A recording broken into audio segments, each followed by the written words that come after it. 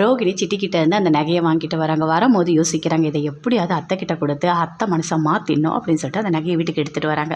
எடுத்துகிட்டு வந்தோடனே, அத்தை உங்களுக்காக நான் இதை வாங்கிட்டு வந்திருக்கேன், அந்த செயின் நல்லா இருக்கா, இதோட மதிப்பு 3,00,000 ரூபா அப்படின்னு சொல்கிறாங்க. அப்படி பார்க்குறாங்க விஜயா. ஓ, என்ன இது 3,00,000 ரூபாவா அப்படின்னு சொல்லிட்டு அப்படி மனசுக்குள்ளே நினைக்கிறாங்க.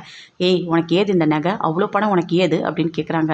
அதுவா, நான் சேர்த்து வச்சிருந்தேன் அத்தை அப்படின்னு சொல்கிறாங்க. ஏய், பொய்லாம் சொல்லாத, உன் வாயை திறந்தாலே பொய் தான் சொல்லுவேன், உண்மையை சொல்லு, ஏது உனக்கு இவ்வளோ பணம், எப்படி இந்த நகை வந்தது, கடையில் இருந்து காசு எடுத்தியா அப்படின்னு கேட்குறாங்க. ஐயோ அத்தை, நான் அதெல்லாம் எதுவுமே பண்ணலை அப்படின்னு ரோகிணி சொல்கிறாங்க. இங்கே பாரு, மனோஜ் வரட்டும், இருக்கு உனக்கு, போ அப்படின்னு சொல்கிறாங்க. அங்கேருந்து போகிறாங்க ரோகிணி. ஐயோ என்ன இது, இவங்க மனோஜ் கிட்ட வர சொல்கிறேன்னு சொல்கிறாங்க. ஐயோ நல்லா மாட்டிக்கிட்டோமே அப்படின்னு சொல்லிட்டு ஒரு பக்கம் யோசிச்சுட்டு இருக்காங்க.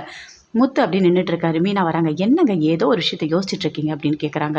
இல்லை, இந்த கார் சாவி எப்படி வெளியே போச்சு, எனக்கு அந்த டவுட் இன்னும் இருந்துகிட்டே தான் இருக்குது, எனக்கு அந்த பார்லர் அம்மா மேலே தான் டவுட்டாக இருக்குது அப்படின்னு முத்து சொல்கிறாரு. நான் தான் உங்ககிட்ட சொன்னேன்ல, அவங்க அப்படிலாம் பண்ண மாட்டாங்கன்னு சொல்லிட்டு. மீனா, உனக்கு ஒன்றுமே தெரியாது, அந்த பார்லர் அம்மா எல்லா வேலையும் பார்க்கும், ஏதோ பண்ணியிருக்கு, அதனால தான் நான் இவ்வளோ பெரிய பிரச்சனைலேருந்து மீண்டு வந்திருக்கேன் அப்படின்னு சொல்கிறாரு. நான் கண்டுபிடிக்கிறேன், அந்த பார்லர் அம்மாவுக்கு இருக்குது அப்படின்னு சொல்கிறாரு. ஏங்க நீங்கள் அப்படின்னு சொல்லிட்டு மீனா சொல்கிறாங்க. மீனா, உனக்கு ஒன்றுமே தெரியாது மீனா.